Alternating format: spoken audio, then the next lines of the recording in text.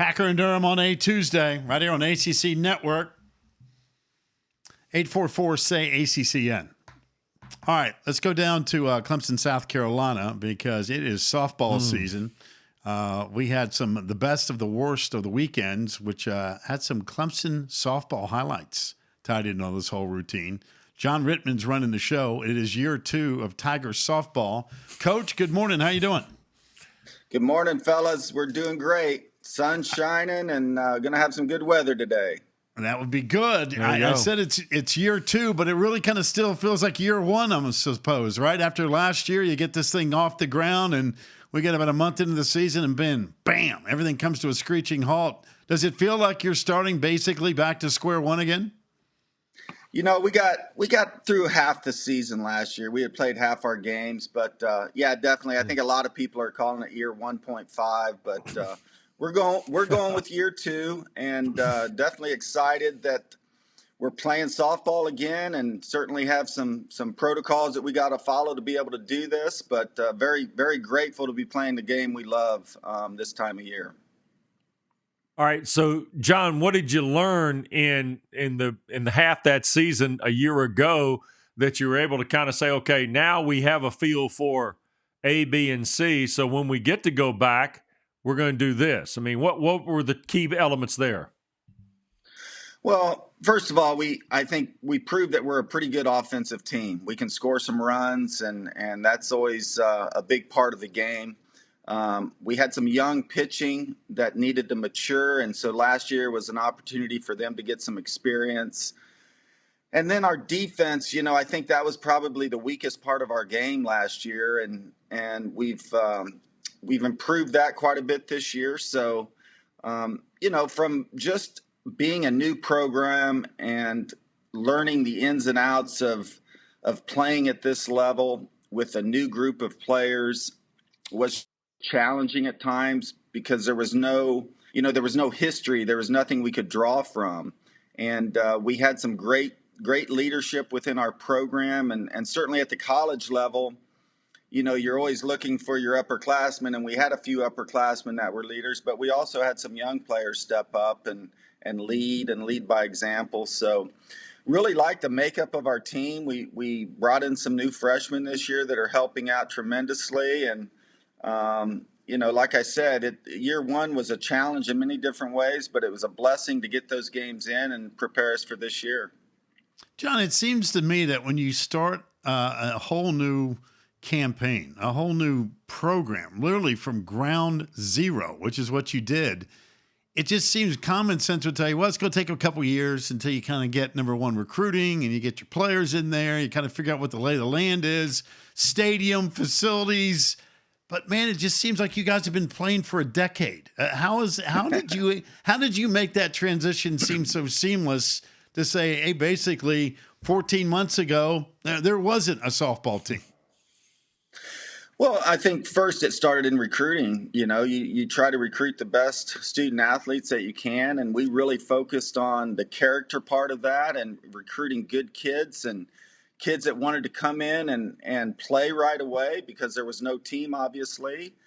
And then kids that wanted to compete. And we knew we were going to be a first-year program, and we sold it, but we also sold the fact that we wanted to kind of shock the world a little bit. We wanted to say, hey, just because we're a first-year program doesn't mean we can't play the game and go out and compete and win games. And I think that's what everybody bought into, and just the competitive spirit of our players and their will to build this thing and be pioneers. And it's worked out so far, and certainly we have a challenging schedule ahead of us. But I love the way our team plays and competes. And like I said, we really have focused on our core values and our beliefs and how we want to go about our business day to day, both on and off the field. And we'll let the wins and losses kind of take care of themselves. And I think that's taken a little pressure off of everybody and, you know, let us play loose and have fun. Well, you got into the ACC pod last weekend, 3 wins over Georgia Tech. I know Valerie Cagle, again, is an important piece of what you're doing. So what do we know so far through the first 8 ball games about this year's Tiger team? And are you seeing some of that development you'd hoped for? Definitely. We started the pod weekend with Virginia Tech, and they're a very complete team, pitching, defense, hitting, and I believe they're ranked 14th in the country, and I think they're better than that. And for us to start ACC play against them and get our feet wet was a huge advantage. We saw some great pitching. Our pitchers saw some great hitters, so that really prepared us for Georgia Tech. And we were able to take a game from Virginia Tech, which is huge for our young program, and we seem to get up and play well against these ranked teams. And last year it was Georgia. This year it was Virginia Tech, and we got a few more down the road here. But I really saw a lot in our team. Our pitching staff, we have a staff this year that we can really rely on, and each pitcher kind of complements each other well. Of course, we have Valerie Cagle, who is a complete pitcher. She's got velocity. She's got a good off-speed pitch. She's a great defensive fielding pitcher. And then we have a couple of freshmen that have really blossomed this year, and left-handed pitcher Millie Thompson and right-hander Reagan Spencer, who have given us some really good outings this year. And then, of course, we had the two freshmen last year that are super freshmen, so to speak, and Emma Whitfield and Logan Camel. So I like the way all of our pitchers kind of complement each other. Our pitching coach, Kyle Jameson, does a great job with them. And we have another freshman pitcher, Carson Puckett, who hadn't seen time yet, but she's another option that we can go to. In our ACC games this year, we're playing a 4-game series versus a 3-game series in 3 days. So we're going to need the depth in pitching. I like our offense. We have a freshman center fielder who's a really dynamic player, Mackenzie Clark, and I think you'll see a lot of her, and you'll get to know her real well because she's a special talent. And then our offense, like I said last year, that was one of our strengths of our team is our ability to score runs. And we have Cagle, who hits, Marissa Gombarda, Cami Pereira's having a great start to the season. Casey Bigham's another one that is in the bottom part of our lineup that has been a huge spark plug for us. And then we have Ansley Gilstrap, who was scheduled to be our starting shortstop last year and was out with a season-ending injury, and she's back and starting to find her groove. So we have a lot of versatility within our lineup. We have some speed, we have some power, we have kids that really compete at the plate, and then we have some depth. We have some kids that can come off the bench and produce. So for a young team to kind of put those pieces together, it's pretty special. Coach, a couple of quick observations, and again, we always appreciate the time. Number one, next time we play Virginia Tech, quit hitting it to left field. I saw more Hall of Fame catches in that series with the Virginia Tech left fielder. I know after a while, you're like, for crying out loud, what in the world's going on with that? And issue number two is hitting in the triple plays is not good. That is what I absolutely positively know about women's softball. The triple play is not your best friend when you got a bat in your hand.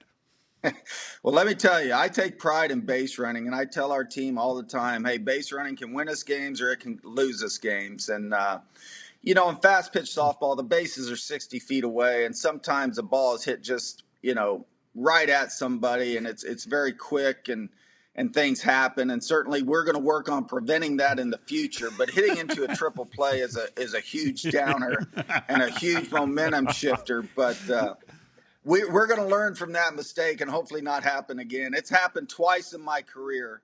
My first year as a head coach, it happened. And I was like, God, I hope that never happens again, because that's a rough call. And that was kind of on me because we had runners at first and second, and I gave a hit and run, and we lined into the triple play. And this one, it was just kind of we had a left-handed slapper at the plate. Their middle infield's pulled in, and the girl caught the ball about an inch off the ground, tagged our runner through to first, and a big momentum shifter. Well, you got the W. Yeah. That's the bottom line. But keep up the great work. Hey, thanks, guys. I appreciate it. We're excited to get on with the season, and appreciate you having me on this morning.